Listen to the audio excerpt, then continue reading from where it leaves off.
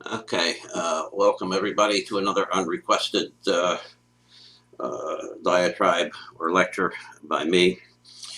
I'm going to address the present problem in the Middle East.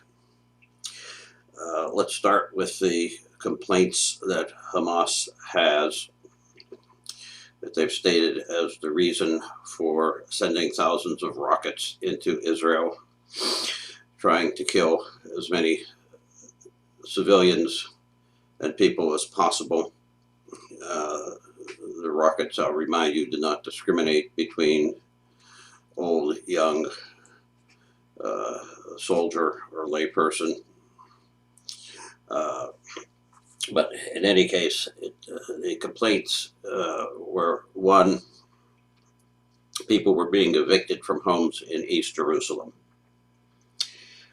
In case you're not aware, and I think the overwhelming majority of people are not aware at all of most of the facts involved in the very complex history of the Middle East and Israel and Palestine in particular. But to be specific, at the time of the UN partition of the land, which was called Palestine by most of the world at that time and had been since the time of the Romans, the partition excluded Jerusalem, which was to become an international city. That was the UN plan. However, war broke out when the Arab side refused to accept the UN partition, and basically civil war and then war between the surrounding countries and the fledgling Israeli nation began. What happened was that the internationalization of Jerusalem never took place. The western half of Jerusalem was conquered by Israel, and the eastern half was conquered by the Jordanian army. That's when it became separated. It had not been two separate cities from the time pre Judaism, even.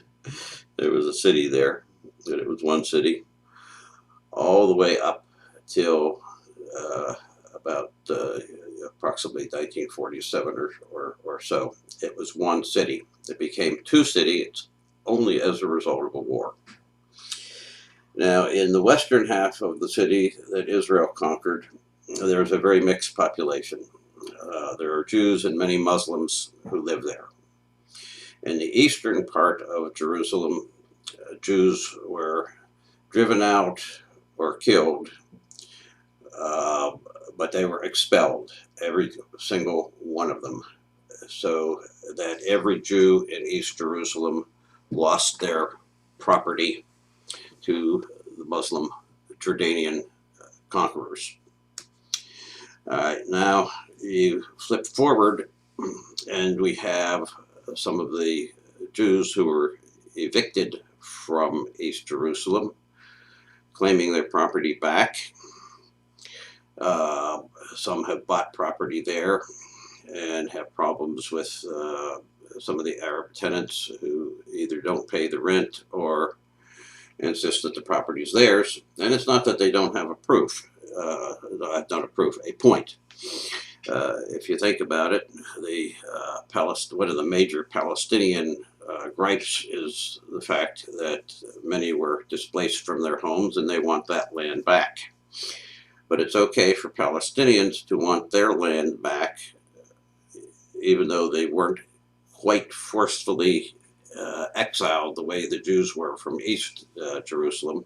There's some debate about that, but you can just look and see how many Muslims are living in Israel versus how many Jews are living in the Palestinian territories and or any Muslim country in the world for that matter.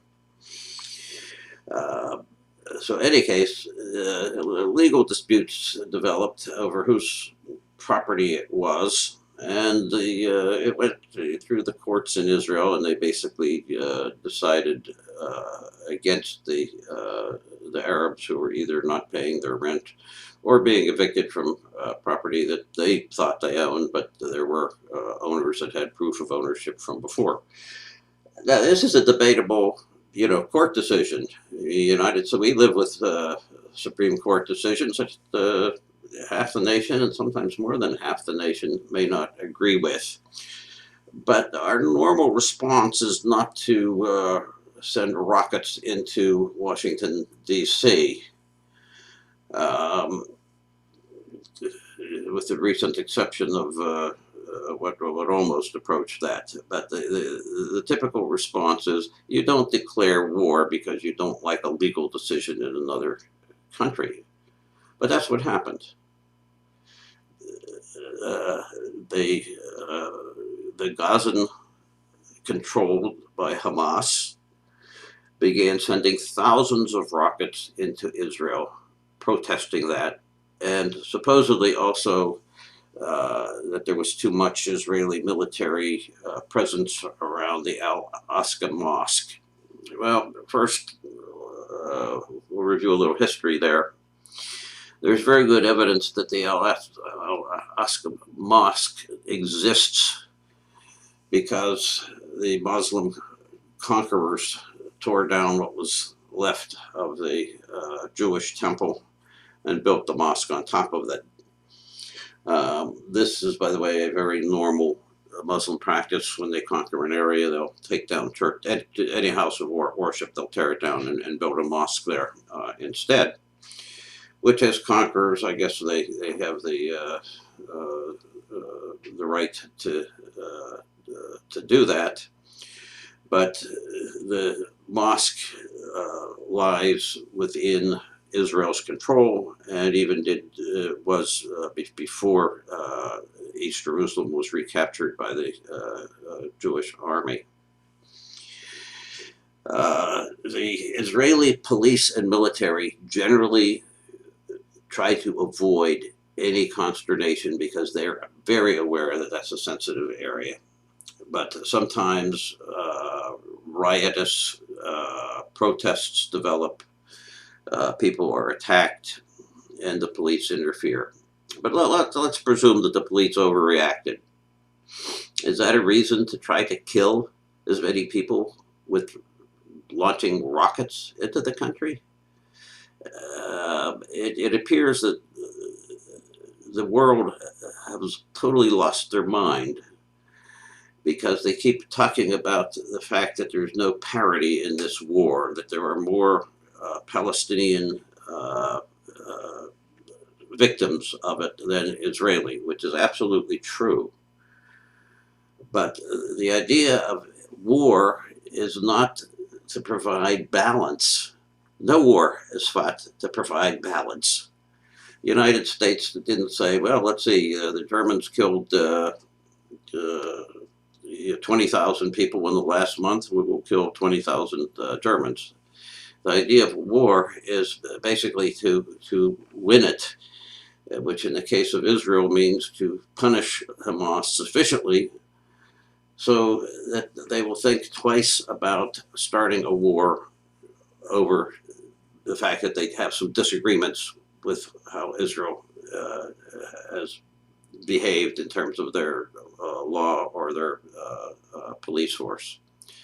It is unimaginable that people are talking about parity when you have one side that started a war over issues which would not start a war in any other part of the world. Never, ever.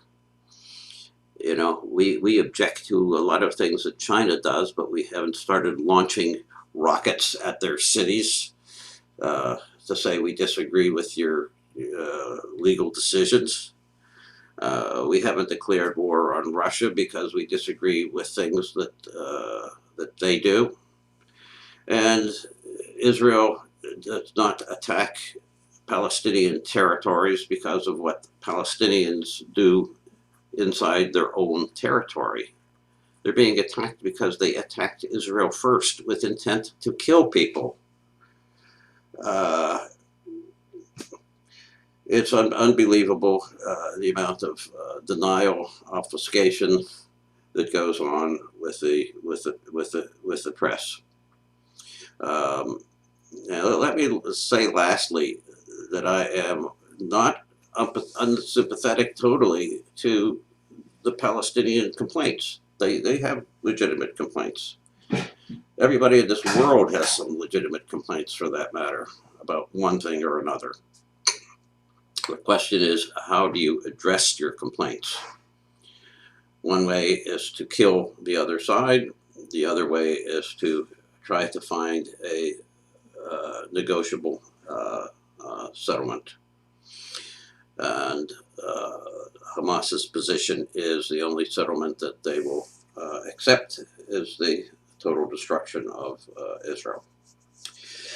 Okay, whatever you don't believe of what I've said, just look it up. Check on the what happened to the Jewish population in eastern Jerusalem and see how many Muslims live in western Jerusalem. See how many synagogues were burned to the ground and tore down in East Jerusalem versus how many mosques were destroyed in West Jerusalem. Look up the political disputes that Hamas is objecting to, and they may have some valid objection, just as the Palestinians who were displaced, even though their army was attacking Israel. I can understand Israel is not wanting to take them back, and I can understand their, wanting their property back. However, it would be nice if there was some reciprocity, that if they feel that people should get their property back after being thrown out, then the Jews should have the right to reclaim their Eastern Jerusalem properties that were stolen from them. All right, that's enough for one night. It's 12 minutes from yours truly. Hopefully, I was coherent enough that you may have a few takeaways from it. Good night, all. God bless the peacemakers. God bless the Abrahamic reunion in Israel. God bless Bridges for Hope there. And God bless every Palestinian and every Jew and every Christian and every Druze and everything else there, including Baha'i, who works for peace. Amen.